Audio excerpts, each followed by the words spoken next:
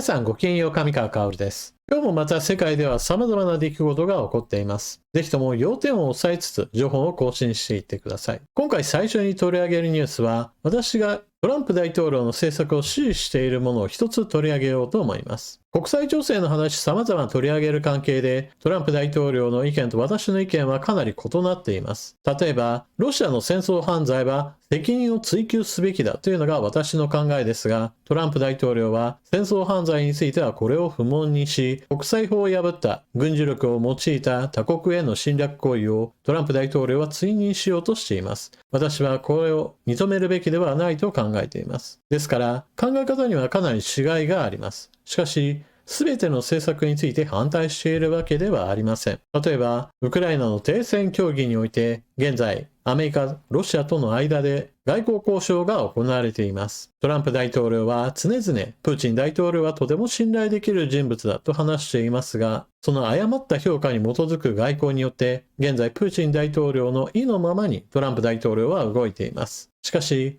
さすがにそれに少しまずいと思ったのか、意見を翻している部分が出てきたので、まずはそのことについて取り上げましょう。NHK の報道、トランプ氏、停戦不成立で、ロシアの責任の場合、ロシア産石油に二次関税。トランプ大統領は、ウクライナ情勢について、停戦が成立しないのはロシアの責任だと判断した場合は、ロシア産の石油を購入した国からの輸入品に二次関税を課すとしてロシアを牽制しました。トランプ大統領は今週、再びプーチン大統領と協議することも明らかにし、さらなる制裁措置を示してロシア側に合意を迫る構えです。ウクライナでの停戦をめぐってアメリカのトランプ政権は先週黒海での安全な航海を確保し、武力を行使しないことなどについてウクライナ、ロシアの双方と合意したと発表しました。しかし、ロシアは合意の発効には制裁の一部解除が条件だと主張しています。さらに、プーチン大統領はウクライナのゼレンスキー大統領について任期が切れた非合法な大統領だなどとしています。これについてトランプ大統領は NBC テレビの取材に対し非常に怒りを感じ腹が立っていると述べました。その上で、もしロシアが停戦に合意せず、それがロシアの責任だと私が判断した場合は、ロシア産の石油に対して二次関税を課すと牽制しました。二次関税は、ロシアから石油を購入した国からアメリカに輸入される製品に課されるもので、ロシアの主な収入源となっている石油の輸出に関する間接的な圧力となります。トランプ大統領は、ロシアから石油を購入すればアメリカでビジネスができなくなる 25% から50% の関税が課されると説明し、停戦の合意が成立しなければ1ヶ月以内に実施されると強調しました。一方で、トランプ大統領は、プーチン大統領が正しいことをすれば、怒りはすぐに消えると述べた上で、今週、再びプーチン大統領と協議することも明らかにし、さらなる制裁措置を示して、ロシア側に合意を迫る構えです。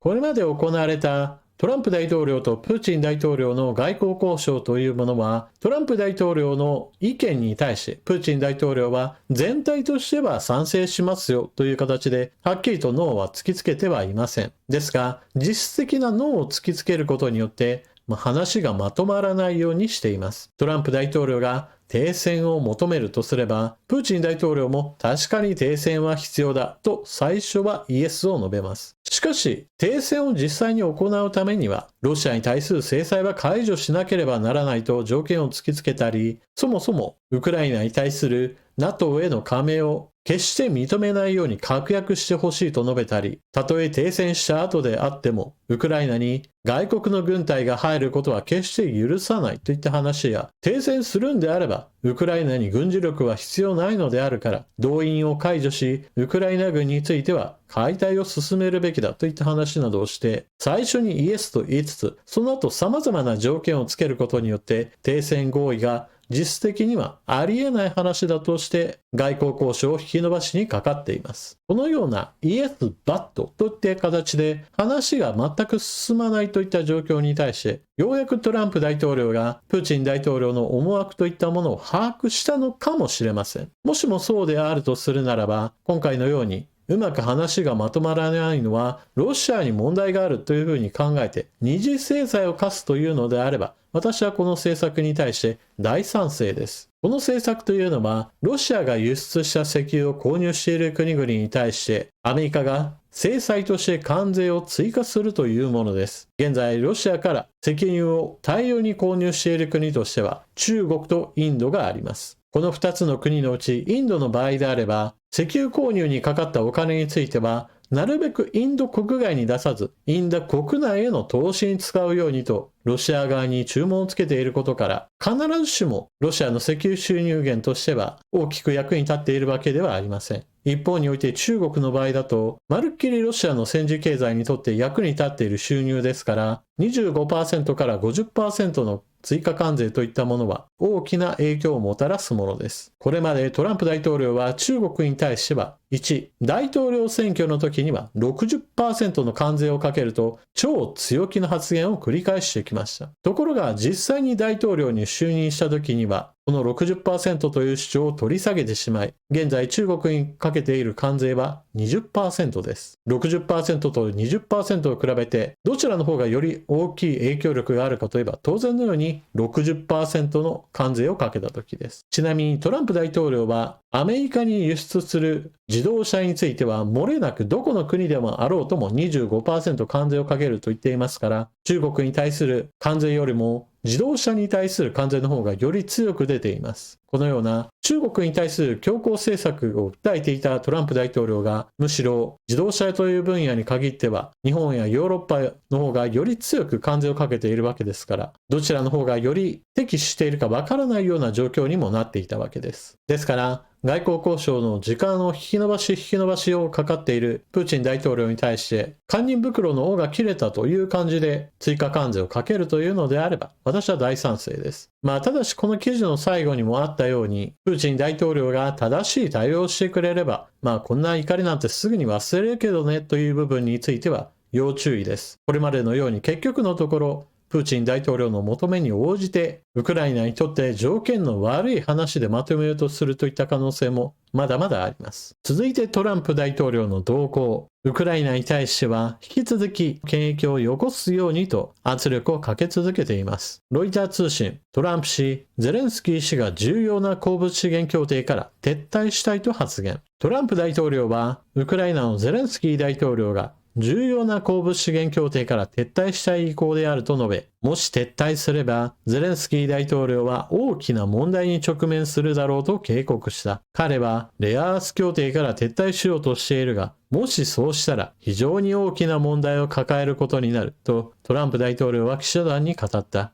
非常に短い発言ではあるものの、トランプ大統領がゼレンスキー大統領に対してアメリカの提案している鉱物資源協定から手を引かないようにと圧力を加えています。鉱物資源協定については、その内容が何度となく変わってきました。現在最新版では、アメリカの権益を地下資源一般だけではなく、物流施設や港、鉄道など様々なインフラへと権益対象を広げて、アメリカの利益が15兆円に達するまで、ウクライナに対しては何も返さないという内容となっています。この15兆円というのは、バイデン政権が行ったウクライナに対する支援のその総額プラスアルファ分の加わったものです。この15兆円に対してさらに年率 4% の利息を付け加えていくことによって、さらに先々までより長く、そしてより絞り取ろうという意図が出ている要求となっています。このため、ゼレンスキー大統領は交渉を続けることによって少しでもウクライナに利益をもたらす内容にならなければ、この協定はとても飲めないものであるとの意見を発しています。しかし、今回の発言に見られるように、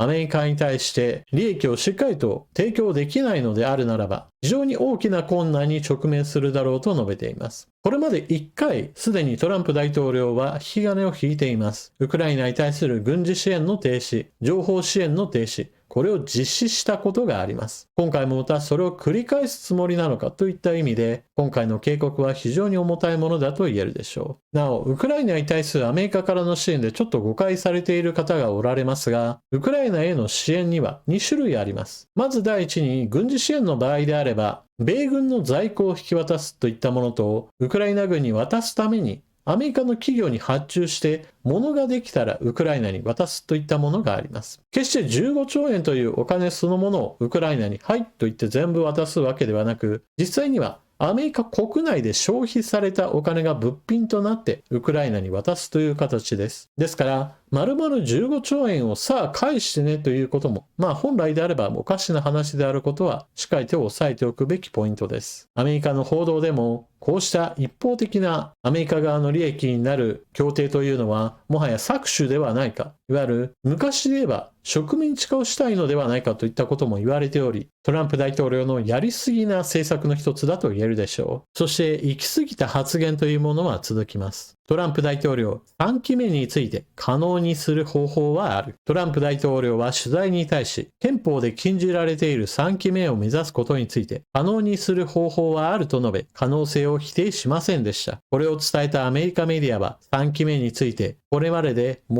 も踏み込んだ発言だとしています。トランプ大統領はこれまでにもアメリカの憲法で禁じられている3期目を目指すことへの意欲を示していますが、取材で3期目を可能にする計画が示されているのかと尋ねられると、それを可能にする方法はあると述べました。その方法について、バンス副大統領が大統領選挙に立候補して当選後に引き継ぐシナリオかと問われると、それも一つの方法だ。でも他にも方法はあると述べ、3期目を目指す可能性を否定しませんでした。一方で、多くの人が私にそうしてほしいと思っているが、基本的にはまだ先は長く、政権は始まったばかりだと彼らには言っているとのものめ、当面は現在の政権運営に集中する考えを示しました。アメリカの憲法では、大統領は2回を超えて選出されることはできないとされている上、憲法の改正はハードルが非常に高いのが現状です。現在のアメリカの憲法であれば、トランプ大統領は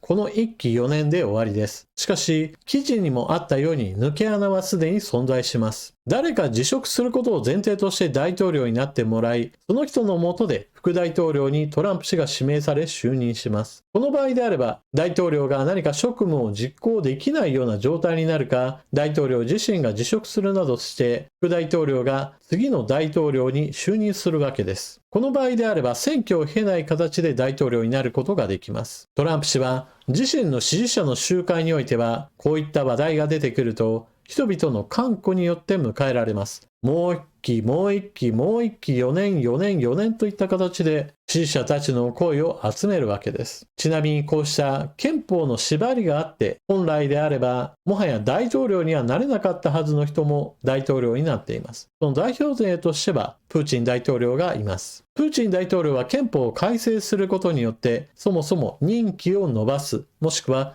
任期をリセットするといったことを実施することによって、ロシアにおいて大統領職を続けています。もしくは中国の習近平国家主席も本来であれば2期10年だとされていたものを、その任期そのものを廃止することによって、現在は終身国家主席になろうとしています。このように中国、ロシアで一応仕組み上においては任期があったはずの指導者が、その任期そのものをルール変更によって自分の都合の良いように変えていっています。トランプ大統領としてはそのような独裁者の姿を見て自分もそうしたいなと思っているのかもしれません。ですから現在のように今の憲法だったら無理ですよという話をしても、じゃあルールを変えればいいじゃないかという考えを持つ可能性は十分あり得るわけです。トランプ大統領は具体的な方法として何かといった話はしてはいませんが、関心がなければそのような様々な方法論について調べもしないでしょう。関心があるからこそ複数の案があることを述べていると見るべきです。主にトランプ大統領の話ばかりになってしまいましたが、アメリカの動向は世界経済や世界の政治情勢、そして軍事情勢などにおいても様々な影響を与えるものです。今回は取り上げてはいませんが、例えばイランに対してもトランプ大統領はこれまでになかったような爆撃をするかもしれないといった話などもしています。今のところはまだまだ行動を伴わない発言のみでのイランに対する外交の一つにしか過ぎませんが、実際に軍事行動が実施されるとなれば、それはアメリカよりも日本の方がより大きな悪影響を受けるといった事態を招きます。そのためトランプ大統領の発言については、日本もどうしても注目せざるを得ないものなのです。というわけで今回の動画はここまで。最後までご視聴いただきありがとうございました。チャンネル登録していない方はぜひともこの機会にチャンネル登録よろしくお願いします。情報の整理整頓に役立ったなと思われる方は、他の方にお勧めしたり、スーパーチャットのご利用もよろしくお願いします。それでは次の動画でまたお目にかかりましょう。またね。